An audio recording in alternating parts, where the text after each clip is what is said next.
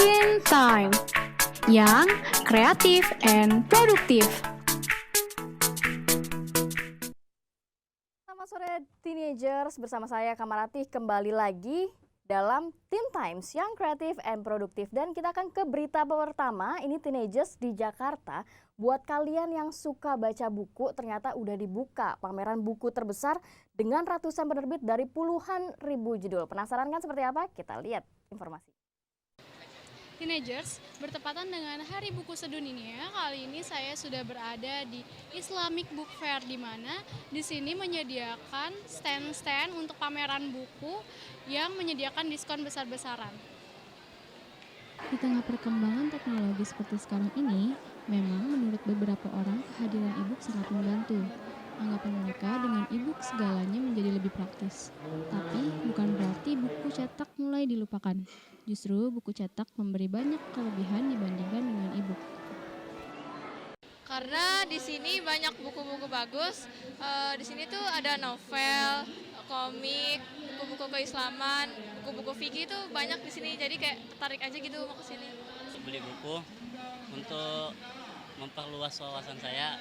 Kalau misalnya kita baca dari internet, kalau misalnya berlebihan kan juga nggak baik, itu bisa ngerusak mata juga kan dari sinar itunya. Terus kalau dari buku lebih lebih enak aja gitu daripada dari internet atau dari mana gitu.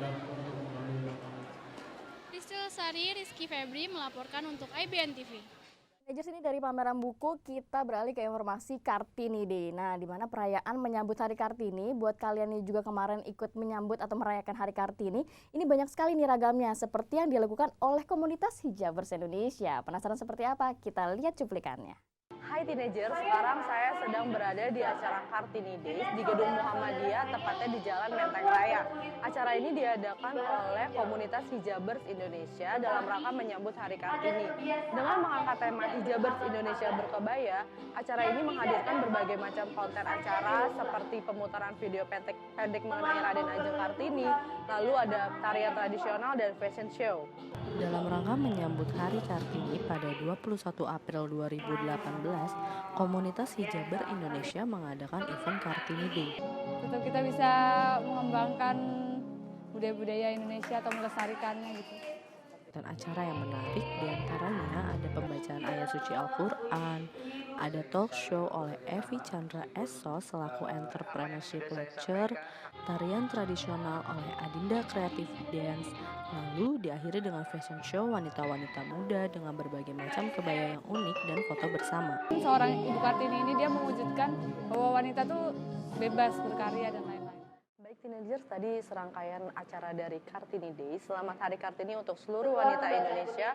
Maulidia Deriada melaporkan untuk IBN TV. Masih dari event Hari Kartini nih, buat kalian yang doyan lari, ternyata ada yang unik di Hari Kartini. Kenapa? Karena kalau lari menggunakan atribut daerah nih pasti seru. Seperti apa sih kerepotannya dan keseruannya? Kita simak informasinya. Ya teenagers, kali ini saya berada di Monumen Nasional, di mana bisa kita lihat di belakang bahwa sedang ada event Kartini Run 2018. Inilah suasana keseruan di event Kartini Run 2018. Kartini Run 2018 kali ini diadakan di Silang Barat Monumen Nasional. Kartini Run 2018 ini memiliki dua kategori jarak lari, yaitu 5K untuk wanita dan 10K untuk pria dan wanita. Di Kartini Run ini juga ada beberapa hiburan yang ditampilkan di beberapa titik sepanjang rute untuk menyemangati para peserta Kartini Run. Bukan hanya hiburan, namun juga ada titik-titik disediakan untuk para peserta bisa istirahat dan mengambil air minum.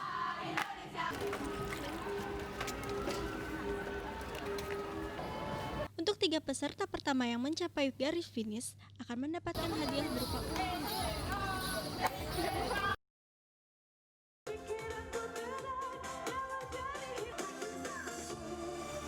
Sekian informasi yang dapat kami sampaikan. Nazifah Anggraini, Rafid Ramadan melaporkan untuk IBN TV. Seru banget kan Hari Kartini dirayakan dengan menggunakan atribut daerah di Kartini Run 2018. Dari Hari Kartini kita beralih ke Hari Pendidikan Nasional, di mana 2 Mei kemarin kita sudah merayakan Hari Pendidikan Nasional dan Kementerian Pendidikan dan Kebudayaan ini merayakannya dengan melaksanakan upacara bersama. Seperti apa? Ini keseruannya.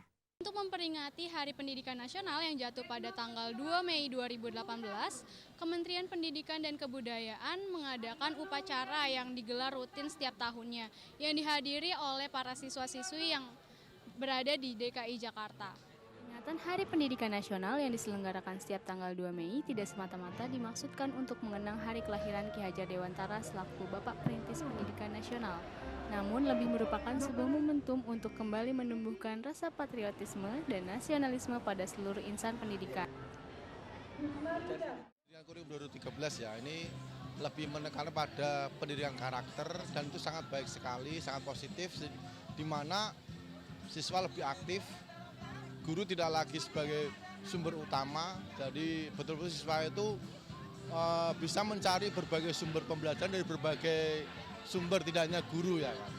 Sedangkan untuk sumber daya manusianya itu perlu ditingkatkan. Itu dia rangkaian acara pada Hardiknas 2018 ini. Rizky Lestari, Basir melaporkan untuk IBN TV. Nah, teenager seru nggak? Pasti seru kan? Nah, kita beralih ke informasi lainnya nih. Ini mengenai kebocoran dari ujian nasional. Mana ya kebocoran ujian nasional dan bagaimana pihak dari Ombudsman sendiri untuk menanggulangi dari kebocoran ujian nasional yang sering banget terjadi tiap tahunnya. Ya teenagers, kali ini saya berada di Ombudsman Republik Indonesia untuk mengetahui tentang kebocoran soal USBN tahun 2018. USBN sudah tahun kedua ya. Tahun pertama kita juga dapat kabar. Tahun 2017 ada soal USBN yang juga bocor. Tahun 2018 ini ada kabar soal bocor lagi dan terulang. Tidak hanya soal, saya kira kemarin yang sempat beredar itu termasuk kunci jawabannya juga bocor dari media bahwa soal dan kunci jawaban yang bocor di salah satu daerah itu ternyata bersumber dari tempat bimbingan belajar. Memang itu iya, karena sudah beredar di media massa juga ya, elektronik maupun media cetak. Mengenai jumlahnya kami belum tahu persis. Kami bilang 1 ternyata ada 2, kami bilang 2 ternyata ada 3 dan jenisnya kami belum punya data valid berapa jumlahnya. Demikian tentang kebocoran soal USBN tahun 2018. Nazifah Anggraini Rahmat Gunawan melaporkan untuk IBN TV. Soal ujian nasional berbasis komputer atau USBN ini tingkat SMA memang sudah selesai digelar. Namun kenapa justru malah menimbulkan kontra setelah digelar? Seperti apa sih kesulitannya? Kita akan lihat informasinya. Teenager, saat ini saya sedang berada di gedung Kemendikbud Jalan Sudirman, Senayan. Pasca ujian nasional berbasis komputer atau UNBK yang dijalankan oleh siswa SMA kurang lebih selama 2 tahun belakangan ini, baru tahun ini menimbulkan kontra karena sulitnya soal ujian yang dianggap kurang masuk akal oleh siswa SMA. UNBK yang dianggap terlalu sulit oleh para siswa sekolah menengah atas. Seperti diketahui, di dunia maya banyak keluhan soal matematika yang dinilai sulit. Keluhan ini disampaikan kepada pemerintah. Ya, dari kementerian memang untuk tahun ini ada peningkatan tingkat kesulitan soal ujian ya, soal ujian. Sebelumnya 100% soal ujian itu memilih ya, pilihan ganda begitu. Untuk tahun ini ada sekitar 5-10 soal itu istilahnya di kementerian itu uraian singkat. Sulitnya soal untuk mendorong siswa memiliki kemampuan berpikir kritis. Hal itu dianggap penting untuk pembentukan karakter siswa. Baik teenagers, berikut informasi yang dapat kami sampaikan. Maulidia Deriada melaporkan untuk IBN TV. Buat teenager yang SMP ya, baru aja selesai kan melaksanakan ujian nasional berbasis komputer. Jadi memang selama penantian 3 tahun menjadi hasil akhir untuk setiap siswa. Gimana? Karena memang buat siswa ini hasil ujian ini menentukan prestasi dari kalian sendiri. Hari ini merupakan pelaksanaan ujian nasional berbasis komputer atau UNBK yang dilaksanakan secara serentak di Indonesia. Dan seperti apa? Berikut cuplikannya. Ya teenagers, pada tanggal 23 sampai 26 April 2018, UNBK tingkat sekolah menengah pertama dilakukan. Kali ini saya berada di SMP Negeri 115 Jakarta untuk mengetahui bagaimana berjalannya UNBK di SMP Negeri 115 Jakarta ini. SMP Negeri 115 Jakarta bekerja sama dengan pihak kepolisian untuk menjaga keamanan selama UNBK berlangsung, serta memiliki genset pribadi untuk bersiap jika terjadi pemadaman listrik mendadak sehingga proses UNBK tidak terganggu. Alhamdulillah dalam mempersiapkan UNBK tahun ini SMP 115 tidak ada kendala yang berarti. Kami sudah mengarah pada sukses perencanaan, sukses pelaksanaan, sukses hasil. Jadi jauh-jauh hari kita sudah siapkan untuk persiapan, pelaksanaan, dan hasil prestasi terbaik untuk 115. Sekian informasi yang dapat kami sampaikan. Nazifah Anggraini Basir melaporkan untuk IBN TV. Teenager yang memang duduk di bangku SMP. Nah, ini untuk anak-anak atau kalian teenager yang berada di bangku SMA, tryout nasional ini merupakan salah satu cara yang dilakukan untuk menunjang kelulusan dalam tes masuk perguruan tinggi negeri. Bagi teenagers yang duduk di SMA, dan seperti apa sih lebih lengkapnya? Kita sama-sama simak yuk informasinya. Teenager, saat ini saya sedang berada di Universitas Bakri, Jakarta Selatan, di mana tempat ini menjadi salah satu lokasi digelarnya Tryout Nasional SBMPTN Part 2 yang diselenggarakan oleh alumni OSIS Indonesia. Kali ini, alumni OSIS Indonesia kembali menggelar Tryout Nasional SBMPTN Part 2 pada 22 April 2018. Tryout Nasional SBMPTN ini diselenggarakan serentak di 46 kota dan kabupaten yang ada di Indonesia serta tersebar di 51 lokasi ujian. Jadi ini tryout karena untuk persiapan adik-adik kelas 3 SMA untuk mengikuti SBMPTN, mungkin ada beberapa adik-adik yang kurang beruntung di SNMPTN. Jadi kita ini untuk membantu adik-adik kelas 3 SMA, boleh juga untuk 2 SMA untuk persiapan, tapi kita khususkan untuk 3 SMA buat dia lebih matang persiapannya di SBMPTN. Dari mulai prosedur pun kita sama dengan SBMPTN gitu. Itulah informasi mengenai Tryout Nasional SBMPTN Part 2. Semoga tryout seperti ini bisa menjadi wadah kalian berlatih menuju ke ujian SBMPTN yang sebenarnya. Alfia Firdayani, Rizky Febri melaporkan untuk IBN TV. Oke, nanti masih punya informasi mengenai kalian yang siap-siap untuk masuk perguruan tinggi negeri. Karena apa? Bagi teenagers yang sedang duduk di bangku SMA saat ini, kali ini Tim Times memiliki informasi mengenai simulasi dari SEBM MPTN yang salah satunya di Jakarta. Informasinya ini. Ya, teenagers, kali ini saya sudah berada di SMA Negeri 54 Jakarta, di mana di sini sedang dilaksanakan atau dilangsungkan seleksi bersama masuk perguruan tinggi negeri atau SBMPTN 2018. Simulasi SBMPTN adalah uji coba SBMPTN nasional terakhir sebelum SBMPTN sesungguhnya. Jadi kan kalau seperti yang kita tahu ya, SBMPTN itu lumayan bergengsi buat pelajar Indonesia. Jadi kita menyediakan simulasi ini supaya mereka tuh bisa lebih mengenal SBM tuh gimana dan dapat menyiapkan diri lebih baik untuk SBMPTN yang sebenarnya gitu. Untuk sistem dari seleksi ini itu per hari ini apa aja? Jadi sistemnya kita sama ngikutin yang sudah ada dibuat oleh negara. Jadi ada sosum, saintek dan campuran. Jadi tapi sekarang untuk kita dibagi 2 sesi gitu, saintek dulu dengan IP campuran, baru disambung dengan sosum. Ya, teenagers, itu dia yang dapat kami sampaikan. Rizky Lestari Basir melaporkan untuk IBN TV. Teen Times masih punya informasi menarik lainnya, hanya di Teen Times yang kreatif and produktif. Teen Time yang kreatif and produktif.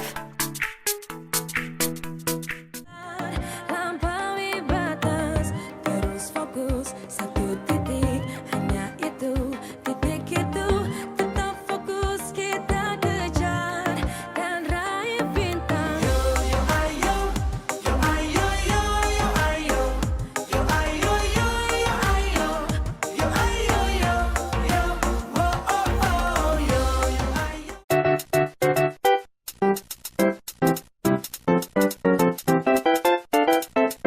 Selamat datang di Big Box. Big Box Senin sampai Jumat pukul 4 sore waktu Indonesia Barat. Big Box full of surprise. Teen Time yang kreatif and produktif. Times yang kreatif and produktif masih sama Kamaratih, dan kita ke informasi lainnya. Ini acara tahunan Jakarta Fashion and Food Festival ini kembali digelar yang ke-15 kali. Menampilkan berbagai macam koleksi busana dari berbagai desainer ternama di Indonesia. Teenagers penasaran nggak sih seperti apa? Kita lihat yuk. Jakarta Fashion and Food Festival kembali lagi di Jakarta. JF3 ini menjadi acara tahunan yang sangat ditunggu-tunggu, apalagi untuk kalian para pecinta fashion and food. Fashion Festival ini akan menghadirkan beragam busana dari para desainer tanah air, seperti Mahadevi dan Alphonse Lee. Fashion show ini dibagi di 2 tempat, yaitu di Ballroom Haris Hotel and Convention Kelapa Gading pada tanggal 11 April sampai 26 April 2018 dan di Forum Mall Kelapa Gading 3 pada 20 sampai 29 April 2018. Untuk Fashion Village, aneka keragaman budaya dituangkan secara kreatif melalui berbagai produk lokal yang berkualitas. Tidak hanya itu, mini show dan parade show juga akan menyemarakan panggung JF3 dengan lebih dari 50 desainer Indonesia. Untuk teenagers yang tertarik dengan fashion Nusantara atau kalian sekedar ingin mencari inspirasi dalam berbusana, kalian bisa datang ke sini. Dan untuk kalian ketinggalan acaranya, tenang aja, JF3 bakalan hadir lagi tahun depan. Alfi Fidayani, Basir melaporkan untuk IBN TV. Ketinggalan Jakarta Food and Festival tuh bisa datang tahun depan. Nah, ini buat teenagers yang suka sneakers. Buat kalian teenagers yang suka sneaker nih wajib banget harus datang ke Lipo Mall Kemang Village. Kenapa? Karena di sana ternyata banyak banget sneakers keren, lucu dari desainer-desainer ternama. Seperti apa sih? Daripada lama-lama kita sama-sama lihat yuk seperti apa. Hai teenagers, kali ini saya berada di Lipo Mall Kemang Village. Pada tanggal 18 sampai 22 April akan ada acara Sneaker Peak Volume 3 yang berada di Kemang Village ini. Nah, mari ikuti saya untuk mengetahui suasana di dalam.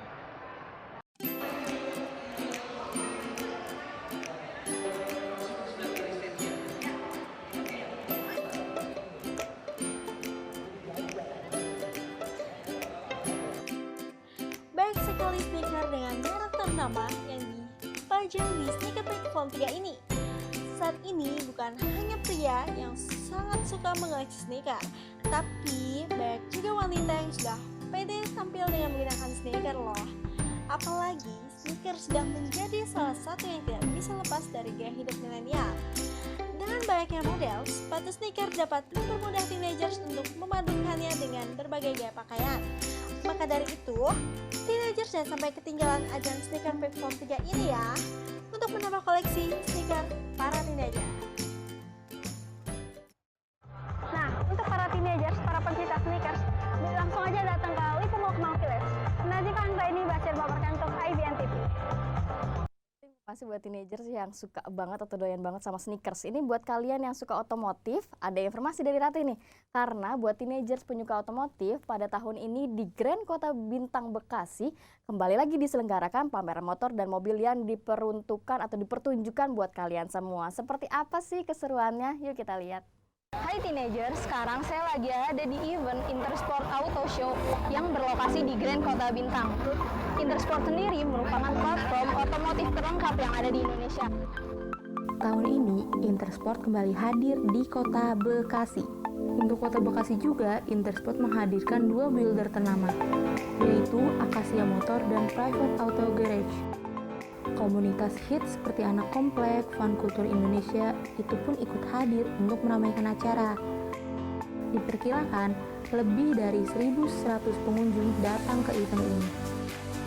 Di setiap event yang diselenggarakan, Intersport selalu menghadirkan sesuatu yang berbeda.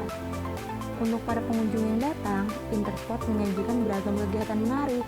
Salah satunya adalah VR Motion Race Simulator dan games RC Battle Race. Dan pastinya semuanya gratis.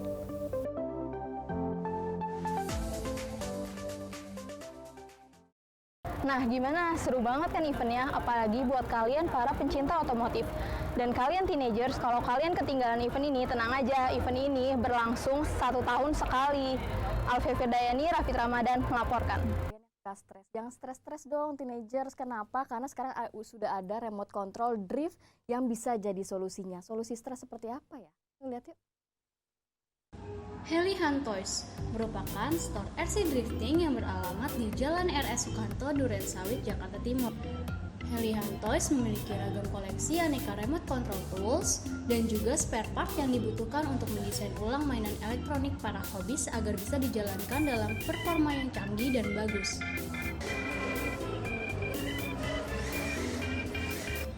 Harga satu unit RC Drift hingga saat ini memang masih terbilang cukup mahal. Untuk pemula, Anda harus merogoh kocek sebesar 3 juta hingga 5 juta rupiah. Dan untuk kelas profesional, kalian harus mengeluarkan kocek lebih dalam lagi, yaitu mulai dari 5 juta hingga 10 juta rupiah. Tidak hanya menyediakan ragam koleksi remote control, Heli Hunters juga menjadi tempat berkumpulnya para komunitas RC drifting untuk bersama-sama menyalurkan hobinya. Nah, teenagers, jadi itu dia keseruan dari Heli Hunters.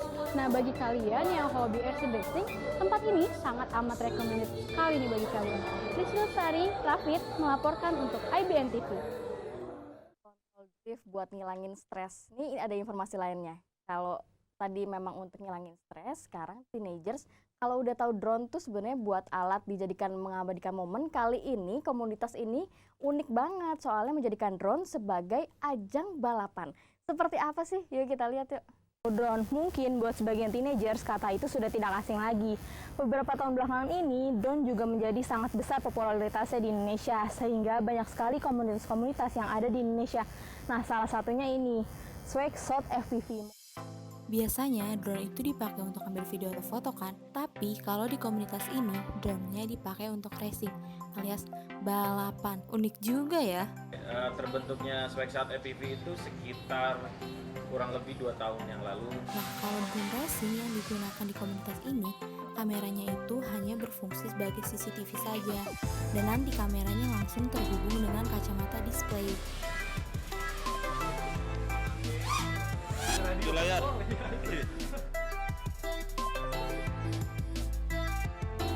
Yang pasti fokusnya di drone racing dan freestyle gitu. Nah, gimana teenager? Seru banget kan? Nah, untuk kalian yang mau gabung ke dalam komunitas ini, kalian bisa cari infonya di Instagram Swagshot FPV, atau kalian mau tahu nih gimana sih gambar yang dihasilkan oleh komunitas ini, kalian bisa cek di channel YouTube-nya Swagshot FPV.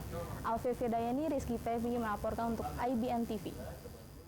Buat kalian yang suka banget sama es krim, sama nih Kak Rati suka banget sama es krim, di Rons Laboratory menghadirkan es krim macam-macam dan mengangkat konsep mengenai laboratorium mengenai es krim. Teenager penasaran nggak sih seperti apa? Kita lihat yuk cuplikannya. Rons Laboratory merupakan salah satu outlet es krim yang menggunakan teknik molekular gastronomi, yaitu menggabungkan makanan dengan ilmu pengetahuan atau sains. Es krim yang disediakan merupakan jenis gelato, yaitu es krim yang lebih lembut daripada es krim biasanya. Tak hanya bisa menikmati kelembutan es krimnya, kalian juga dapat melihat langsung proses pembuatan es krim yang menggunakan cairan nitrogen ini. Tak jarang, kepulan asap putih terlihat dari proses pembuatan yang menandakan nitrogen cair sedang dituang ke dalam adonan pembuatan es. Tidak perlu menunggu lama, cukup 5-7 menit, es krim sudah siap untuk disantap.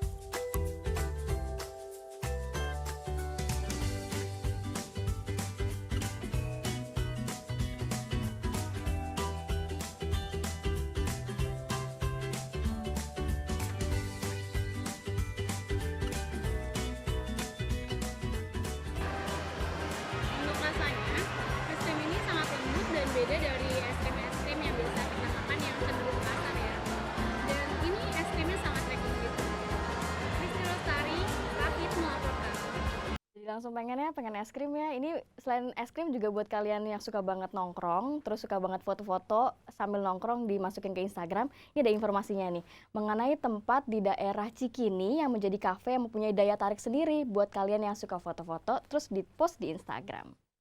Hai teenagers, Paradigma Cafe ini adalah salah satu kafe yang memiliki konsep instagramable loh. Banyak spot-spot bagus yang bisa kalian temuin di sini.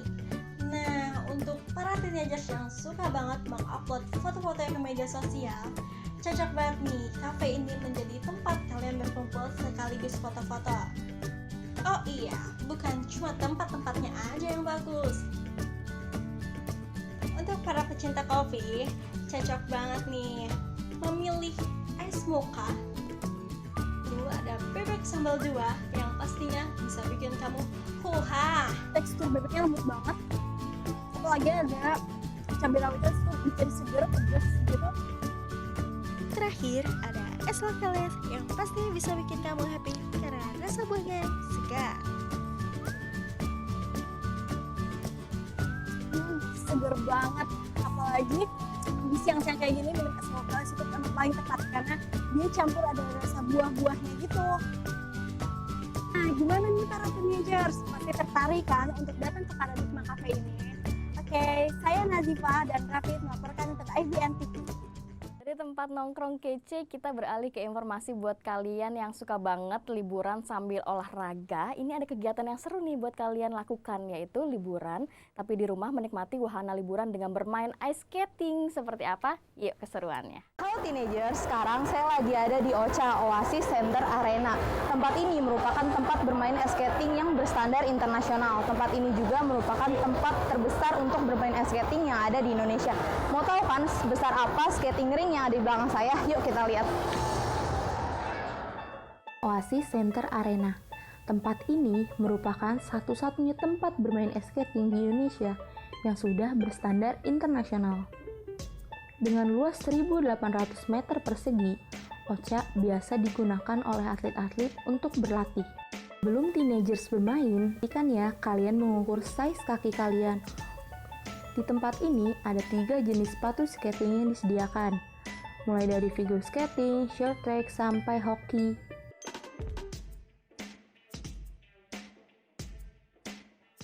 Serunya berseluncur di atas es ini bisa menjadi pilihan teenagers yang ingin berolahraga seru bareng teman, keluarga, sahabat, ataupun pacar.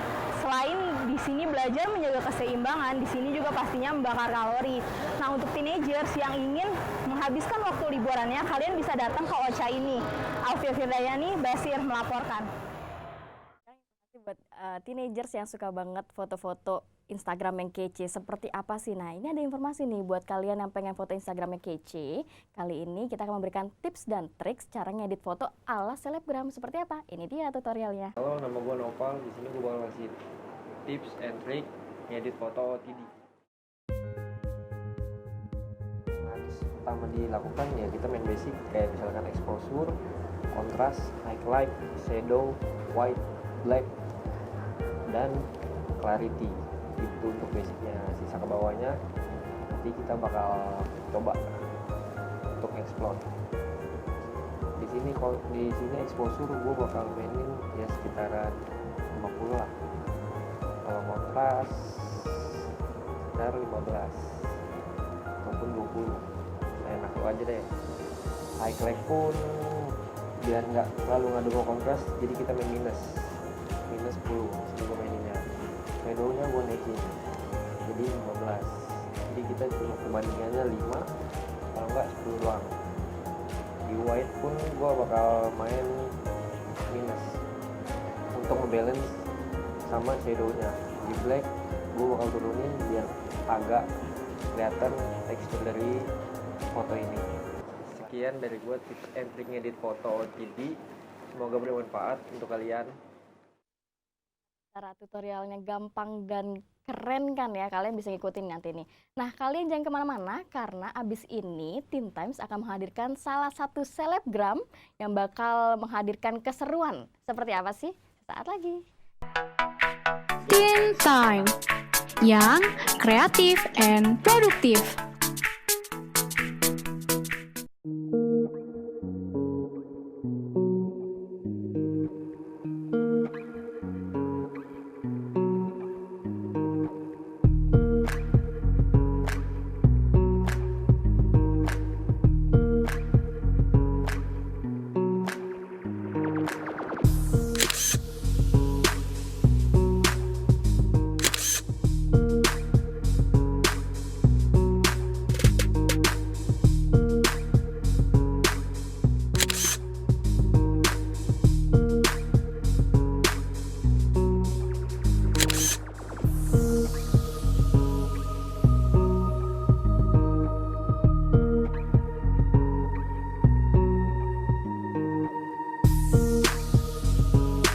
Shoppingtime.com. Fashion is just click away.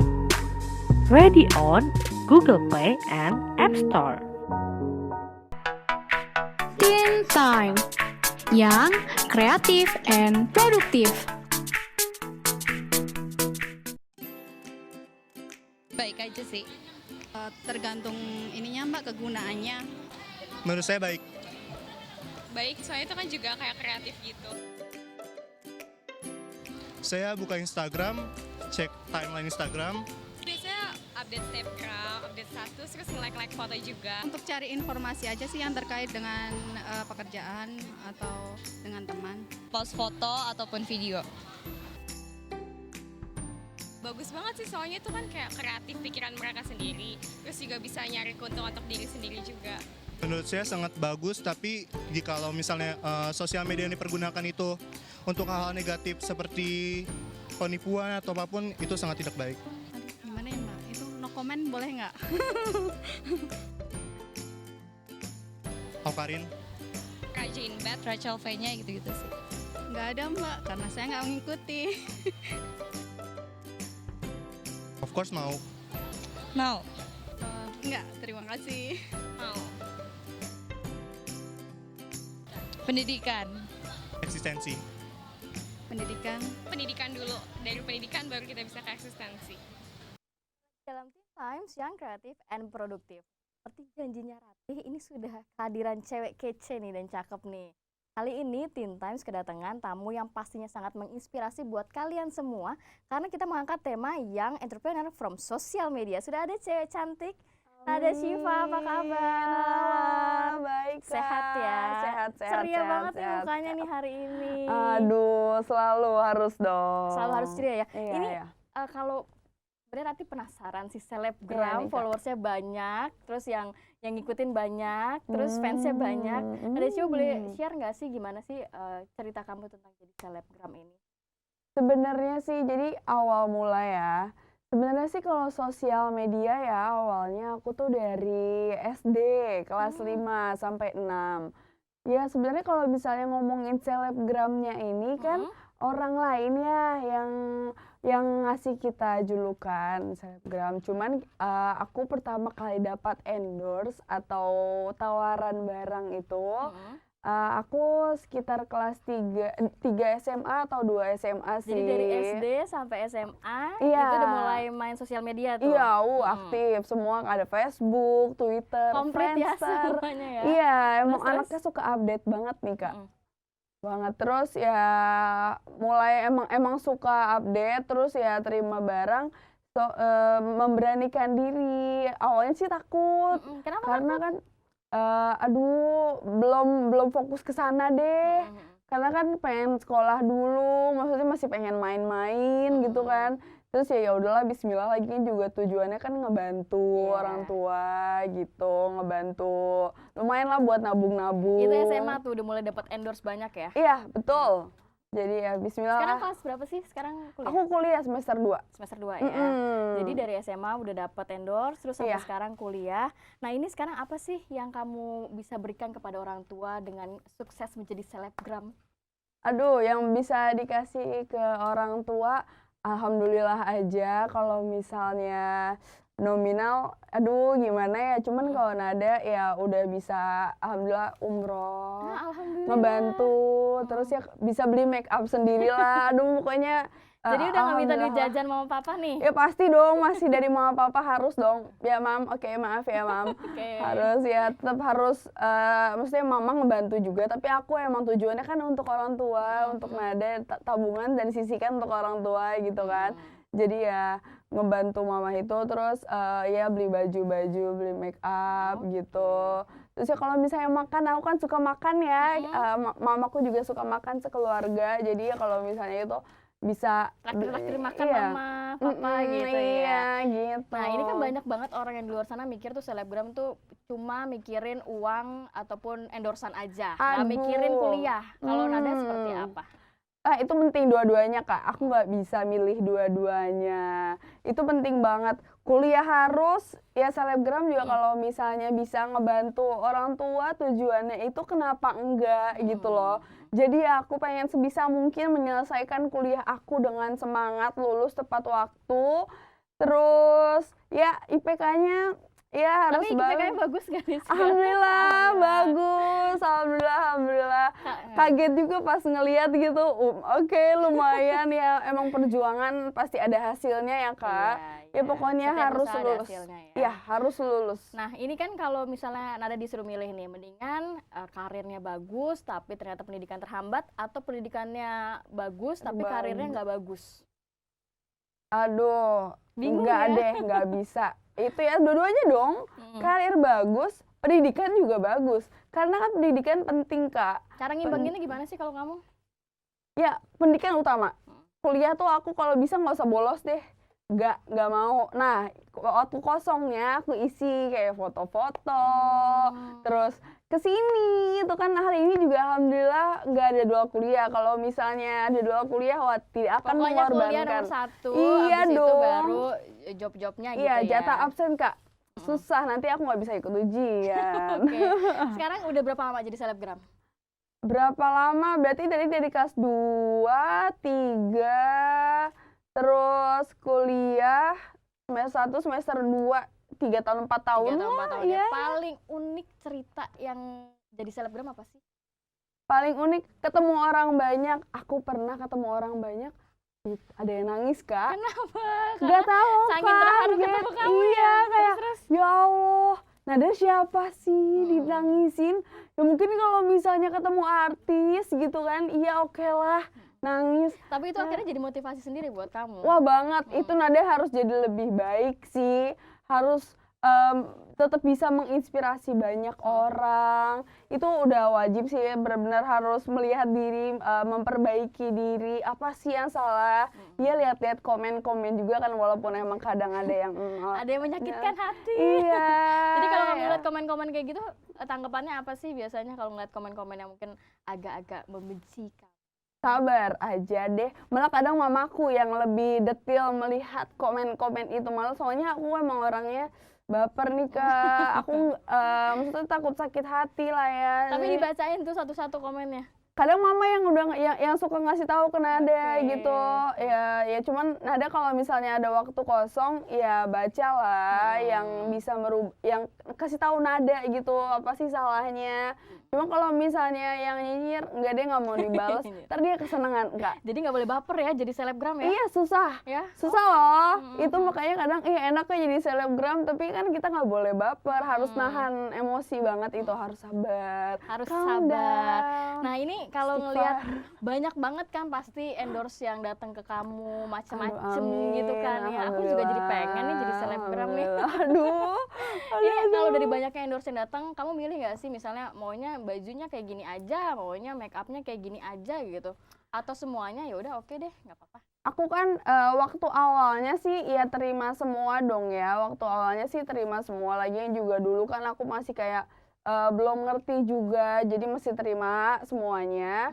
Cuma kalau sekarang kita Nada sih lebih pakai sistem sendiri sama Mama aja tapi berdua sekarang. Awalnya sih sama ada pernah ikut manajemen kayak endorser gitu. Oh jadi memang ada. Ada, cuman itu aku dulu kayak agak bodoh-bodohin ya. Kenapa? Maksudnya ya aku dulu belum ngerti sistemnya. Jadi ya udahlah sekarang sendiri aja. Ya sekarang dipilih-pilih sih gitu yang aku suka atau enggak yang cocok sama Nada gitu. Aku belum tentu nerima skincare sih Kak. Aku takut.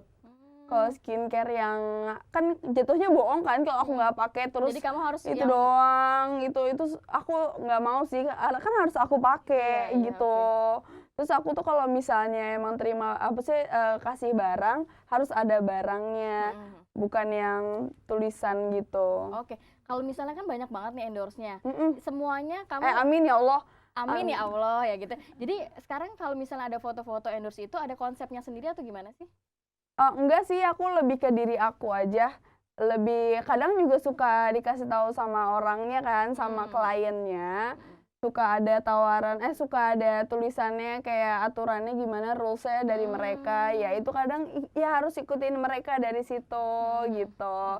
Terus kalau misalnya mereka nggak ngasih, ya sesuai apa yang aku suka aja, foto di mana aja. Tapi ada yang komplain nggak dari yang ngasih endorse buat kamu? kayak ih nggak sesuai banget sih atau gimana? Ada yang Kalau ngomong misalnya nggak sesuai, Nada fleksibel banget. Oh iya Kak, maaf ya, nanti Nada foto lagi deh. Tapi Nada kan emang nggak bisa diburu-buru kan, karena kuliah juga gitu, ngikutin jadwal kuliahnya Nada. Cuman kalau misalnya ada yang salah, pasti kita Nada fleksibel kok, dibenerin lah. Ya kan mereka juga harus senang. Kan kalau misalnya mereka senang berarti kan Nada seneng juga. Mereka Kan yang puas ya ternyata ngasih endorse ke mutualisme Nada ya. lah. Kalau ngelihat kan endorse-nya dari mereka ngasih endorse atau barang-barang ke kamu itu prosesnya berapa lama sih sampai akhirnya kamu ngepost foto itu di Instagram? Tadi tuh awalnya kan misalnya mereka ngasih permohonan endorse. Terus kita kasih rules-nya, kasih sistemnya itu, terms-nya. Itu buat semua jenis barang sama aja sistemnya? Iya, mungkin kayak misalnya post, snapgram, terus ada video yang di post itu kan ada yang berbentuk video. Nah itu paling itu aja sih, aku perbedaannya dari situ aja bisa langsung ke mamaku gitu, karena cuma berdua aja lah, nggak yang sama manajemen biar enak gitu kan. Soalnya manajemen dipotong juga ya? Ya bukan itu sih, sebenarnya lebih transparan kok sama mama kan, dan iya, emang mama sendiri tujuannya kan. kan emang buat mama, jadi pegang mama juga uangnya gitu. Ini aku kepo sih, berapa sih penghasilannya dari endorse? Aduh, aku malu nih mau nyebutin. Kenapa? Iya, Kira-kira berapa per bulan kisarannya? per bulan ya yang tadi aku bilang sih Kak, kurang lebih udah bisa beli make up sendiri, yang makan sendiri, yang tadi itu. Aduh, berapa? Aku nggak bisa nyebutin soalnya kan emang tergantung yang masuk itu Kak. Jadi ya beda-beda juga tiap bulan. Kalau dari Nada ada trik sendiri nggak sih? Kan banyak banget sekarang udah selebgram yang muncul kan ya, dengan berbagai tipe. Jadi saingan kamu sebenarnya udah banyak juga kan? Banget, Beb. Ada nggak itunya? Maksudnya trik-trik sendiri agar memang followers masih terus nge-follow kamu atau semakin banyak followersnya gitu? Kita memperbaiki diri sendiri, terus bisa menginspirasi banyak orang. Tahu yang terbaru di luar apa, terus ikutin tren yang tadi itu, terus ya apa ya, itu aja sih paling. Tapi sekarang masih ada maksudnya ada meet and greet gitu, meet and greet sama followers atau enggak? Kalau meet and greet sih nggak, paling makan bareng aja deh. Iya, jadi ya udah bayarnya bayar makan aja gitu, nggak bayar buat aku, bayar makannya aja kok. Iya, jadi seru banget ternyata ya Nada. Kalau boleh ditanya terakhir goalnya apa sih? Masih pengen apa lagi? Udah jadi selebgram, terus ternyata kuliahnya juga bagus, nilainya pengen apa goalnya lagi di dalam hidup? Goalsnya pokoknya lulus kuliah, tapi kalau untuk tahun 2018 lah ya, itu ujiannya nggak ada yang diulang, terus tetap aktif di YouTube, di Instagram, terus jangan apa sih, tetap fokus gitu, terus apa sih namanya, endorse, oh ya gitulah kurang lebih. Jadi memang seru banget nih ya. Kalau ngobrol sama Nada mungkin nggak cukup sejam ya Nada ya. Nanti kita ngobrol-ngobrol lagi ya.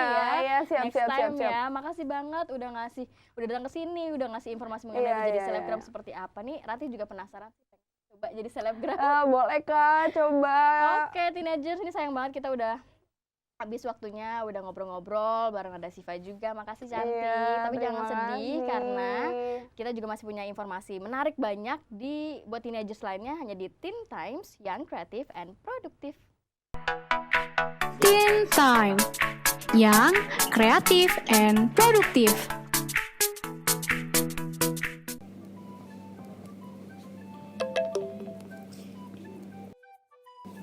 Ada pemutihan SIM yang mati nih, mau gue sebarin biar teman-teman gue pada tahu. Coba gue lihat dulu. Ini mah berita hoax tahu. Nih, gue ada buktinya nih. Lu tau gak sih nyebarin berita hoax itu sekarang ada pasalnya loh? Nggak tahu. Makanya lu tuh harus tahu. Jadi sebelum lu menyebarkan berita-berita itu, harusnya tuh lu selidikin dulu. Terus kebenaran beritanya itu benar apa enggak. Jadi lu gak sembarangan nyebarin berita. Kalau lu kena pasalnya gimana? Hai teman-teman, jangan nyebarin berita hoax yang belum tentu kebenarannya. Karena sekarang itu udah ada pasalnya. Jadi buat teman-teman yang mau nyebarin berita-berita yang belum tentu tahu kebenarannya, mendingan diselidikin dulu.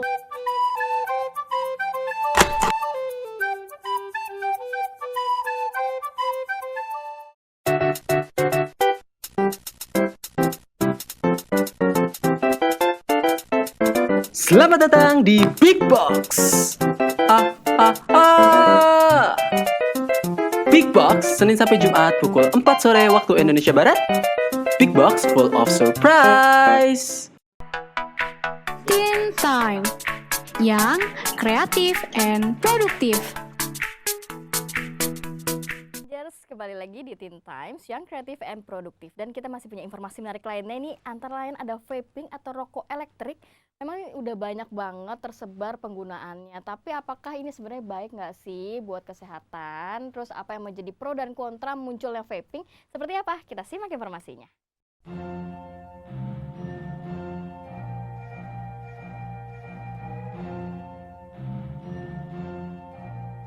Rokok elektrik atau yang sering kita dengar dengan sebutan vape adalah produk baru di Indonesia yang belakangan ini menjadi semakin populer. Kehadiran vape itu sendiri bertepatan dengan upaya-upaya pemerintah dan masyarakat untuk mengurangi angka rokok tembakau melalui limitasi yang ketat terkait penjualan, pengiklanan, serta penggunaannya. Lalu bagaimana pendapat dokter, masyarakat, serta pemakai vape itu sendiri? Ya, dulu saya seorang perokok aktif, hampir sehari bisa sebungkus lebih gitu. Sekitar 7 tahunan dari mulai sekolah menengah ke atas. Awalnya banyak pilihan rasa, nggak ada tar tobacco aja, dan karena pekerjaan juga jadi lebih asik.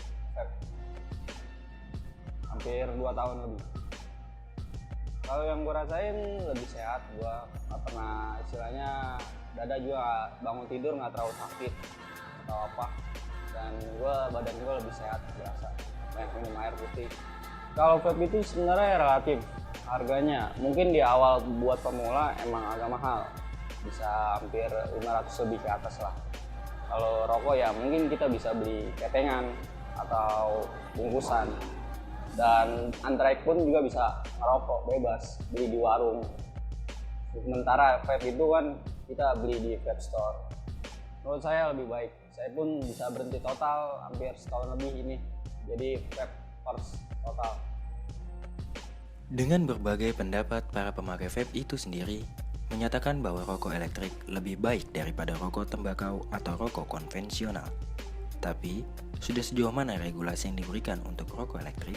Pertama, kalau ditanyain, karena ini satu poin pentingnya, ini industri baru. Industri baru yang benar-benar dari kecil tiba-tiba besar. Pertama, seperti itu. Dan emang kita di Indonesia nggak ada undang-undangnya buat masalah vaping ini, itu terutama. Soalnya dari bahannya, semua juga nggak akan terima. Kalau gue boleh explain, pertama, kita buat ngajuin itu harus banyak. Pertama ke Menkes. Kemenkes kan udah tahu ini pasti bahaya dan gak baik gitu. Itu udah pasti nolak kementerian. Kedua BPOM, kalau lo tahu itu tuh Badan Pengawasan Makanan dan Obat-obatan itulah. Jadi kalau kita mau explain, vape ini liquid lah jatuhnya. Liquid ini kan cairan yang jatuhnya diuapkan di atomizer ini, di atas mod ini kan. Nah, BPOM gak akan nerima karena liquid ini tidak kita makan dan tidak kita minum. Sejauh ini, bagaimana respon masyarakat tentang kemunculan vape yang sudah semakin digemari di Indonesia, khususnya oleh para remaja? Gue nggak setuju sama adanya vape yang di Indonesia, karena seperti yang kita tahu vape itu memiliki ada ibaratnya nikotinnya juga sama seperti di rokok. Jadi setelah nikotinnya itu habis kita taruh lagi itu, jadi itu sama aja dengan merusak tubuh juga, dimana dalam vape itu juga ada survei membuktikan di dalam vape itu ada nikotin yang masuk ke dalam manusia, karena itu berasap juga.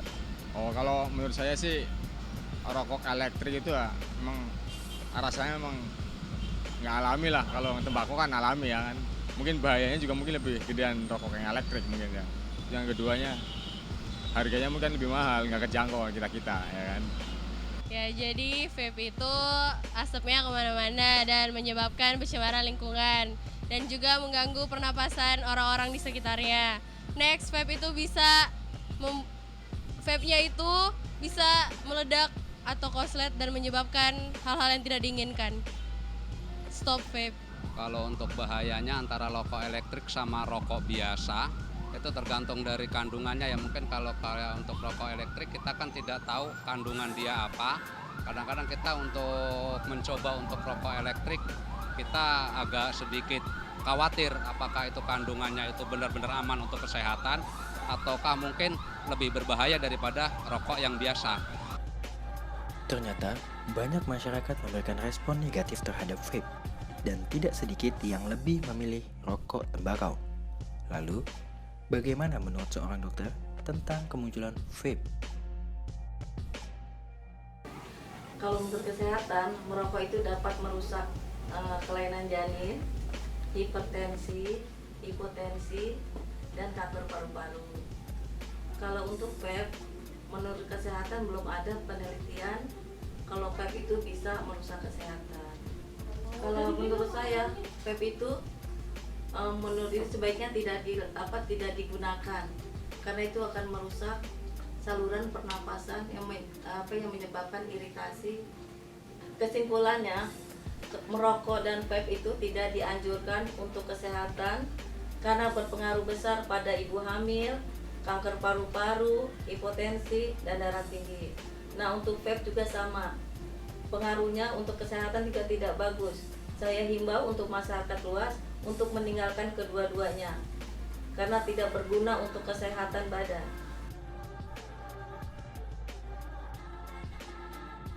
Dengan adanya pro dan kontra dari pengguna vape, dokter hingga kalangan masyarakat membuat kita harus pintar dalam menentukan dan mengambil keputusan untuk menggunakan vape atau tidak. Maka dari itu, regulasi yang nantinya diimplementasikan harus mempertimbangkan faktor-faktor penting di dalamnya. Dan alangkah baiknya, pemerintah dapat meregulasi rokok elektrik dengan bijak dan tidak mengebirinya dalam suatu kerangka hukum.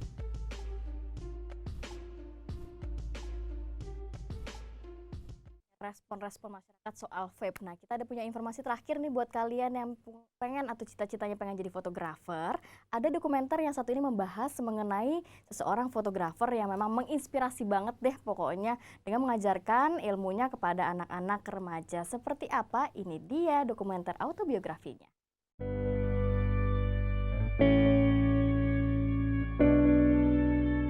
Nama saya Anton Ismail. Saya adalah seorang fotografer dan seorang guru. Kenapa fotografer? Saya hidup dari fotografi. Saya motret untuk iklan dan di situ saya bisa mensupport teman-teman saya, anak-anak saya, perusahaan ini yang namanya Third Eye Space. Kenapa saya guru?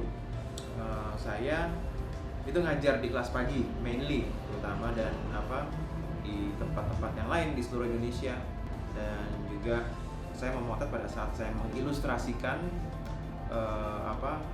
metode-metode pengajaran saya atau semangat saya di dalam pendidikan, yaitu pas saya di kelas pagi, saya sebagai seorang guru, saya sebagai murid yang juga belajar di situ, dan pemikiran-pemikiran saya coba tumpahkan di dalam sebuah foto juga. Saya menggeluti dunia fotografi secara serius tahun 2000.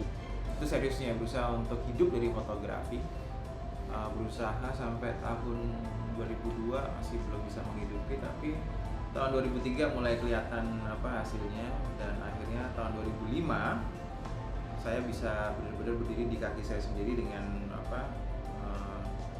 membuat sebuah perusahaan yang dinamakan Third Eye Space yang seperti teman-teman ketahui itu. Dalam secara hobi itu artinya lebih dari 18 tahun ya, 24 tahun. 25 tahun menggeluti fotografi. Secara spesifik hal yang berkesan itu nggak keinget karena mungkin bukan karena tidak menarik, tapi karena menurut saya menarik semuanya. Bertemu dengan banyak orang dari berbagai macam cara pandang. Coba bayangin, setiap kali lo bertemu dengan orang baru, lo belajar sesuatu. Dan itu adalah hal yang berkesan. Kenapa sampai sekarang saya masih memotret? Karena saya menjadi terisi oleh pengetahuan baru yang menurut saya itu bisa menjadi modal saya untuk terus lebih baik. Lo tau gak sih, kayak gue belajar bukan hanya dari fotografer, dari pelukis, dari kalian, dari orang-orang ini, dari teman saya. Jadi menurut saya fotografer secara spesifik gak ada, karena hampir semua orang menginspirasi saya. Mau yang dilihat bahwa fotonya itu tidak menginspirasi saya, tapi sudah jelas bahwa dia itu mempunyai sebuah pengaruh ke saya. Saya melihat gambar itu selalu berbicara ke saya. Entah jelek, entah dia mau memberikan sebuah pesan untuk saya.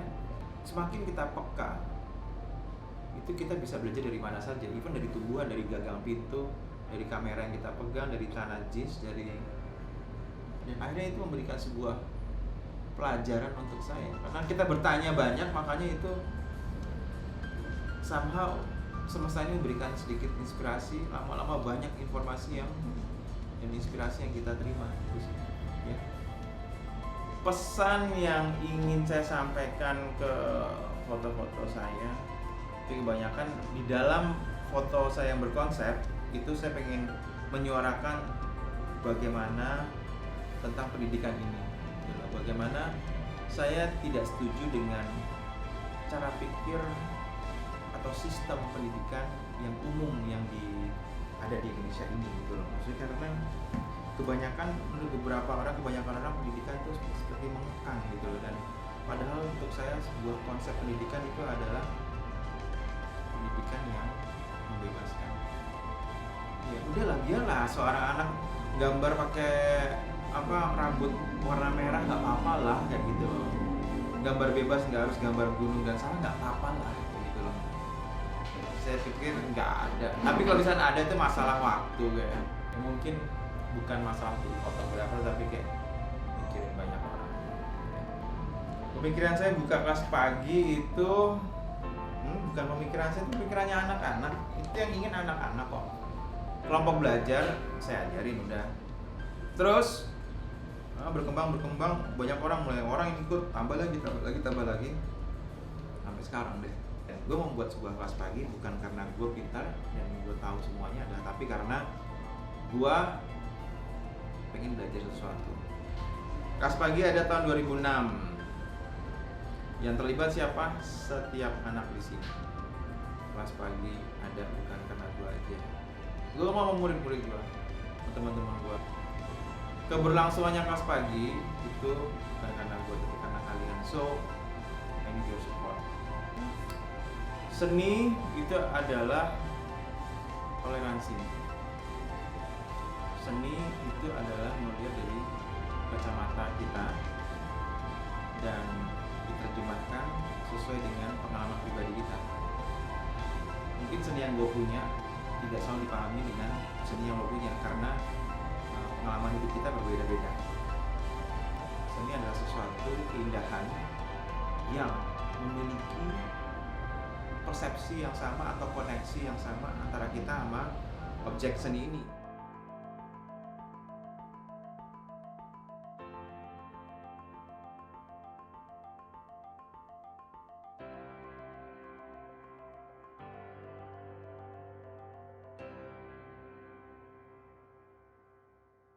Sudah 1 jam Rati nemenin teenagers kali ini di Teen Times. Terus saksikan Teen Times jam 3 sampai jam 4 waktu Indonesia bagian Barat hanya di IBM TV. Saya Kamrati Kusuma pamit undur diri. Terima kasih. Terus saksikan Teen Times yang kreatif and produktif. Happy weekend.